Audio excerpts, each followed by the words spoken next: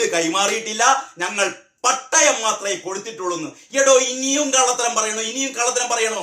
മാനം മര്യാദയ്ക്ക് പറയണോ? വീടുകൾ ചോർന്ന് നിങ്ങൾ ഉണ്ടാക്കിയ 800 കോടി ഞങ്ങളുടെ പൈസ, ഇവിടുത്തെ സാധാരണക്കാരുടെ പൈസ 800 കോടി, കേന്ദ്രം കൊടുത്ത വേറൊരു 1400 കോടി, എല്ലാം പാടെ 2000 കോടി കയ്യിൽ വെച്ചിട്ട് പുഴുങ്ങി തിന്നാനല്ലോ പാവപ്പെട്ട ഈ ദുരന്തബാധിതർക്ക് വീടുണ്ടാക്കി കൊടുക്കാൻ. എന്നിട്ട് ഉണ്ടാക്കി കൊടുത്ത വീട് ചോർച്ചയ്ക്ക് കാരണം എന്താണ്? വിള്ളൽ. നിങ്ങൾ പറയുന്നു വിള്ളലല്ല, ക്രാക്ക്. ശരി, നിങ്ങൾ പറയുന്ന എന്തെങ്കിലും പട്ടാറായിക്കോട്ടെ, ക്രാക്കോ ഇനി അല്ല എന്ത് പേരിട്ട് വിളിച്ചാലും അതിൻ്റെ ഉള്ളിൽ കൂടെ വെള്ളം വന്നല്ലോ.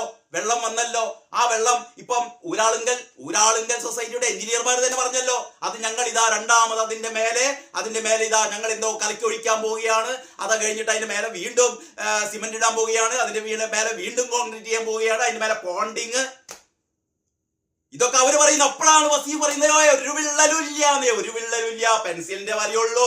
അത് കൂലിപ്പണിക്കാരൻ രാജ്യം വന്നിട്ട് അതും വായിച്ചു. ഇങ്ങനെ കള്ളത്തരം പറയുന്ന ഉളുപ്പില്ലാത്ത കള്ളത്തരം പറയുന്ന ഇമാതിരി ഈ മൃഗങ്ങൾ പോലും തോറ്റുപോകുന്ന പെറുക്കി തീനികളല്ലടോ ഈ സഖാക്കള്. ഇനിയും പറയോ? ഈ ഫേസ്ബുക്ക് ഒക്കെ തുറന്നാൽ, സോഷ്യൽ മീഡിയ പ്ലാറ്റ്ഫോമിലൊക്കെ ഒരുപാട് ഈ ബുദ്ധിജീവികൾ എന്ന് പറയുന്ന ഇവനൊക്കെ പിണറായിന്റെ തീട്ടം നിന്നത് ഉറക്കം വരില്ല. ഈ തീട്ടം നക്കി തിന്നുന്ന ഇമാതിരി പിണറായി ഭക്തന്മാരാണ്, പിണറായിയുടെ അടിമകളാണ് ഉളുപ്പില്ലാതെ പറയുന്നത്. അവിടെ വിള്ളലില്ല.